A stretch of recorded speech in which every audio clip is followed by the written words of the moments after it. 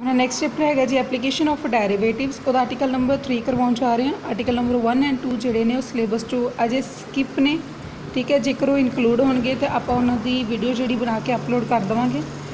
उन्होंने इस एक्सरसाइज के नाल कोई रिलेशन नहीं है, ठीक है। सो दैट्स वाई कि एक्सरसाइज जी स्टार्ट करवाने जा रहे हैं। सो सैक्शन 2 के सब तो पहले आता जी टेंजेंट्स एंड नॉर्मल। टेंजेंट्स तुसीं पहलां भी पढ़ी हुई हैं, जी सर्कल ने एक पॉइंट पर टच करके लंघदी है, ठीक है। तो नाल हुण असीं पढ़ांगे इन्हां दे नॉर्मल्स, ठीक है जी। देखो कहते एक फंक्शन एफ एक्स है, कोई भी curve and let X nought and Y nought be a point the curve. एक साडे कोल कर्व है, उन्होंने नाम उन्हें एफ एक्स का दिता। एक्स नोट वाई नोट वो उपर पॉइंट्स ने, यानी कि कोऑर्डिनेट्स ने। इक्वेशन ऑफ टेंजेंट कहता एक्स नोट वाई नोट तो हैगी आ y minus Y naught is equals to f dash x naught x minus x naught, ठीक है जी। ये साडे कोल होएगी equation of tangent with the help of the coordinates. किहड़े कोऑर्डिनेट्स लाई करते पे ने कर्व के उपर, ठीक है जी। सो इक्वेशन ऑफ टेंजेंट तो बाद असीं पढ़ांगे equation of normal eight x note Y nought is Y minus Y nought into F dash x nought plus X minus x nought. Equations of tangent के जोड़े फॉर्मूले बनते पे ने पुत्र जी, सिर्फ उन्होंने ही याद करना है। सानू आर्टिकल की डेरिवेशन की कोई ज़रूरत नहीं हैगी, ठीक है। इक्वेशन ऑफ टेंजेंट तुसी +1 दे विच भी टॉपिक पढ़िया होएगा, उहदे नाल स्लोप ऑफ टेंजेंट पढ़िया होएगा, ठीक है। उहदे बेस ही ये वाले आर्टिकल बने ने। देखो उन्होंने क्या है, इक्वेशन ऑफ टेंजेंट कितनी है एट x1 y1 ते कहंदा let x1 y1 be any point on the curve and m equals to dy upon dx at x1 y1। dy by dx की वैल्यू तुसी फाइंड आउट करोगे, यानी कि differentiate करोगे m नू फाइंड आउट करने के लिए x1 y1 पॉइंट दे उपर, ठीक है जी। Equation of tangent at x1 y1 is तुसी सिर्फ जिहड़ियां स्लोप्स ने उन्हां वाल देखो, ध्यान दिओ। m जिहड़ी स्लोप है वो हैगी टेंजेंट जो किवें बनी dy upon dx at x1 y1, ठीक है जी। इस तो बाद इक्वेशन ऑफ टेंजेंट की बनती पई है on the point x1 y1 is y minus y1 equals to m into x minus x1। जिहड़े पॉइंट्स हाईलाइटेड किए ने इन्होंने एज ए फॉर्मूला तुसी अपनी कॉपीज़ दे विच नोट कर लिओ, ठीक है। इन्हां दा अगे जाके काफ़ी यूज़ होएगा।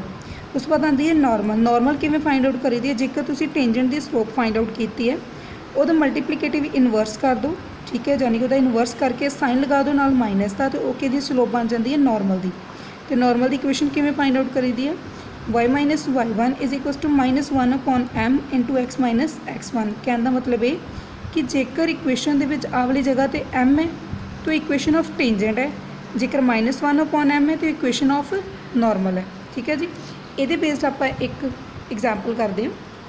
एग्जाम्पल च उन्होंने क्या होया, show that tangent of the curve केड़ी है y equals to 7x cube plus 11 at the points where x equals to 2 and x equals to -2 are की है पैरेलल, ठीक है। ये पैरेलल है, इतने x की वैल्यू जी -2 है, ये पैरेलल है। पैरेलल इस चीज़ में तुसी प्रूफ करना है, तो तुसी पैरेलल दे विच याद रख लो कि जेकर दोनों के आंसर सेम आ जाए तो वो पैरेलल होंदे ने, ठीक है। निगल याद रख लो, अगे जाके असीं इस चीज़ बारे होर भी पढ़ांगे। इक्वेशन जी सानू दी आप सब तो पहले डिफरेंशिएशन कर लिए, ठीक है। डिफरेंशिएशन करने तो बाद असीं की करांगे 1 बाय 1 वैल्यूज़ फिल करांगे। जिवें x इक्वल्स टू 2 है, जो तुसी एक्स स्क्वेयर की जगह पर वैल्यू फिल करोगे तो वो कितना बन जाएगा, 2 का स्क्वेयर सॉल्व करोगे तो 84। दूसरी एक्स की वैल्यू जी उन्हें सानू दी वो सी -2। सो -2 भी तुसी डेरिवेटिव की जगह पर फिल करोगे तो आंसर भी क्या आ जाएगा 84। Both answers are equals to each other. So it means कि जो तुसी 2 पॉइंट कंसीडर किए हैं, जो उन्होंने 2 पॉइंट तुहानू गिवन दिते आ, वो दोवें पॉइंट आपस में की है ने, पैरेलल है ने। नैक्सट चलते एग्जाम्पल नंबर 2 के उपर। एग्जाम्पल नंबर 2 के उन्होंने क्या find the value of the curve की वैल्यू जी तुसी फाइंड आउट करनी है, सॉरी पॉइंट्स जोड़े वो फाइंड आउट करने हैं। जेकर y इक्वल्स टू है X cube at which the slope of the tangent is equal to the y coordinate, यानी कि slope of the tangent value of m। Slope of tangent की होंगी है, दिस इज़ m किवें कड्डी दी है, first order के नाल पिछे दसिया सीगा मैं तुहानू, ठीक है। यानी कि जो तुसी dy बाय dx करोगे ना वो y कोऑर्डिनेट के इक्वल हो जाएगा। सो इक्वेशन जी तुहानू दी वो डिफरेंशिएशन की है, डिफरेंशिएशन कराना यानी कि स्लोप फाइंड आउट करना। स्लोप कितनी आई 3x स्क्वेयर। सो उन्हें कि स्लोप जी y कोऑर्डिनेट के इक्वल है, इन्होंने कि 3x स्क्वेयर के इक्वल हो जाएगा y, ठीक है। जो y के इक्वल हो जाएगा वो क्या हो जाएगा 3x square according to the condition.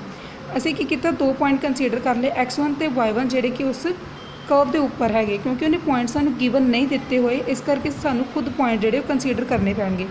ਤੁਸੀਂ x1 y1 कंसीडर करना है ਜਾਂ x0 y0 करना है, x2 y2 करना, वो ਤੁਹਾਡੀ अपनी मर्जी है। ਤੁਸੀਂ बेसिक x0 y0 भी कंसीडर कर सकते हो, पर मोस्टली सम ਜਿਹੜੇ x1 y1 ਦੇ ਨਾਲ सॉल्व ਹੁੰਦੇ ने, सो दैट्स वाई उन्होंने x1 and y1 he consider किया। ठीक है जी, देखो at x1 y1 divide by D X के कोल जी 3x1 स्क्वेयर पे कहना which is the slope of the tangent, tangent की स्लोप होगी तो उन्हें कि इक्वल्स टू y कोआर्डीनेट पे। सो y कोआर्डीनेट कितना साढ़े कोल y, वो जगह पर कितना आ जाएगा y1, मतलब कि 3x1 स्क्वेयर के कोल है y1 दे, पर असी y के कोल मान के चले x क्यूब दे ना, स्टार्टिंग से ही गिवन सीगा सानू।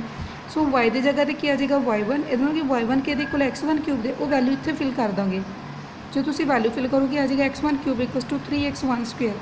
दोवें इक्वेशन को सॉल्व करांगे, यानी कि इन्हों राइट साइड तो लैफ्ट साइड तो शिफ्ट कर दो, x1 स्क्वेयर कॉमन कट लो तो तुहाडे कोल की बचेगा x1 इक्वल्स टू 0 एंड 3। ये तुहाडे कोल x1 दी 2 वैल्यूज़ आउणगियां, जो तुहाडे कोल x1 दी 2 वैल्यूज़ आउणगियां फिल कर दो, ये तुहाडे कोल अपने आप y1 दी भी 2 वैल्यूज़ जिहड़ियां ने आ जाणगियां। नैक्सट चलते एग्जाम्पल नंबर 3, तो एग्जाम्पल नंबर 3 च उन्हें क्या आया, find the curve y equals to 3x square plus 4x। ठीक है, कर्व फाइंड आउट करनी है, find the slope of the tangent, slope of tangent find out करनी है। स्लोप ऑफ टेंजेंट की है to the curve at the point whose x coordinate is -2, उस point पर जाके फाइंड आउट करनी है जिथे उसका पॉइंट ऑफ कोऑर्डिनेट x तक की आ रहा है -2। ठीक है जी, सो इक्वेशन ऑफ कर्व कितनी है, y equals to 3x square plus 4x, slope find out की, x उन्हें कितना दिता सीगा -2, वो आंसर कितना आ जाएगा तुहाडे कोल वैल्यू च फिल कराते -8, कहना which is the required slope of the tangent. याद रखो जो भी स्लोप फाइंड आउट करने को कह रहे इट मीनस तुसीं डिफरेंशिएशन फाइंड आउट करनी है फर्स्ट ऑर्डर की। नैक्सट करते हैं जी एग्जाम्पल नंबर 4, कहना find the slope of the normal to the curve, x equals to दिता है, y भी दिता है at theta π/2। Slope of normal find out करने को क्या गया, स्लोप ऑफ नॉर्मल जो तुसीं फाइंड आउट करोगे तो तुहानूं पहलां की फाइंड आउट करना पएगा, स्लोप ऑफ टेंजेंट, तो जो टेंजेंट का रिवर्स करोगे तो नॉर्मल बन जाएगी। ठीक है जी, सो x की वैल्यू दी है, y की वैल्यू दी है, बट फाइंड आउट कितने करनी एट π/2, यानी कि वैल्यू सॉल्व करने तो बाद, डिफरेंशिएट करने तो बाद जो तुसीं dy/dx कढ़ लोगे उदों तुसीं थीटे की वैल्यू फिल कर देना। ठीक है, इक्वेशन जो सानू दी है आपां उहदा की कीता, डिफरेंशिएशन करती है, डिफरेंशिएशन करने तो बाद dy/dx फाइंड आउट किया जी। तुसीं देख रहे हो वो आंसर कितना आ रहा है 2b/a इंटू साइन थीटा।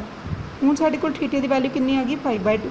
ठीक है जी, π/2 की जगह पर फिल करो, तुहाडे कोल कितना आएगा 2b/a into sine π/2 is equals to 2b/a sine π/2, यानी कि साइन 90 वो कहते को होंगे 1 दे, सो 2b/a की आ जाएगी स्लोप ऑफ द टेंजेंट। जे स्लोप ऑफ टेंजेंट आ गई है, असी पिछे पढ़िया सीगा स्लोप ऑफ टेंजेंट होंगी है m तो -1/m होंगी है स्लोप ऑफ नॉर्मल। सो तुसी देखो तो multiplicative inverse with negative sign किया तो वो की आ जाएगी साढ़े को slope of the normal to the. साढ़े को एग्जाम्पल है कहते find the slope of the normal at the point this and this. साढ़े को कोऑर्डिनेट्स दिते हुए ने, slope of normal find out करनी है, गल फिर वापस वही आती है कि सानू पहला slope of tangent find out करनी पेगी। ठीक है, to the curve ax square equals to y cube. So equation consider की, उन्होंने डिफरेंशिएट किया, दोवें वैल्यूज़ में फिल किया तो पुत्र जी साढ़े को आ जाएगी स्लोप ऑफ टेंजेंट। ठीक है जी, मैं रिपीट कर दी हाँ, साढ़े को उन्हें की दिता होया कोऑर्डिनेट्स दिते हुए हैं। ठीक है, एक कोऑर्डिनेट्स दिते हैं, कि कोऑर्डिनेट्स दिते हैं कर्व दे, तो कर्व का फंक्शन यानी कि कर्व की इक्वेशन की है ax square equals to y cube.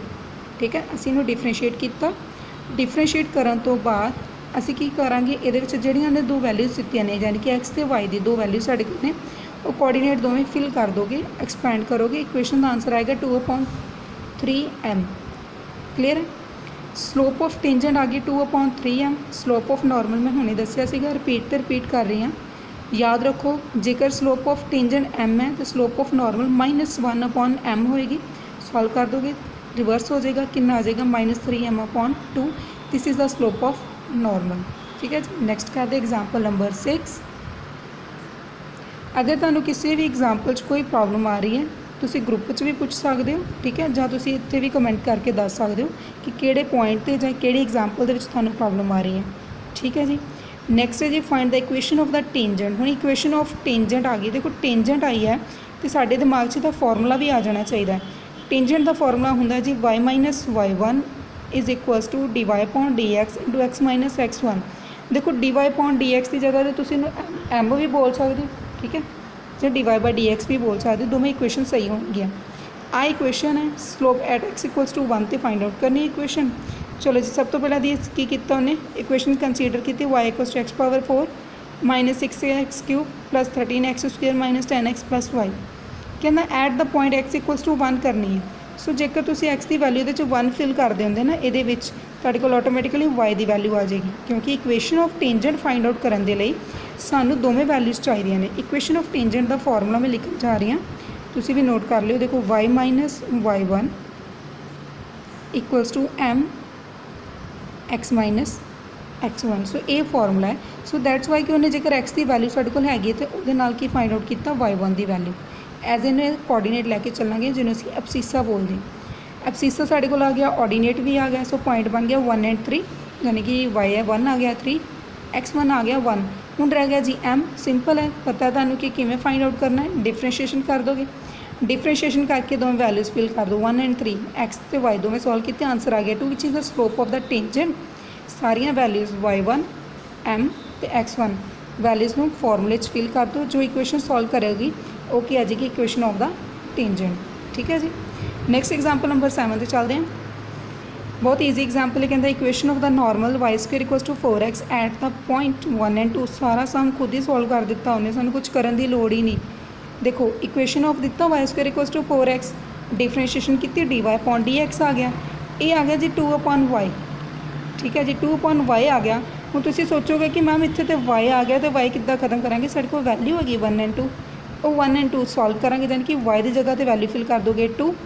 ठीक है जी, तुम वाई की जगह तो वैल्यू 2 फिल करोगे, आंसर आ जाएगा 1। This is the tangent of the, ठीक है, स्लोप आ गई ना टेंजेंट की, स्लोप टेंजेंट की आ गई, रिवर्स कर दो, नॉर्मल की आ जाएगी। इक्वेशन ऑफ नॉर्मल का फॉर्मूला भी तुम्हें दसिया, फिल कर दो y minus y1 is equals to minus 1 upon m x minus x1। जो तुम -1 ऑलरेडी सॉल्व कर लिया, तो इतने दोबारा करने की लोड़ नहीं, एक्सपैंड कर दो तो ये आ जाएगी इक्वेशन ऑफ नॉर्मल। ठीक है जी। एक मैं तुम्हें एग्जाम्पल नंबर 8 जी शो करन जा रही हूँ, तुम इनू करना है, वीडियो में पॉज करना है, स्टेटमेंट में रीड करना है।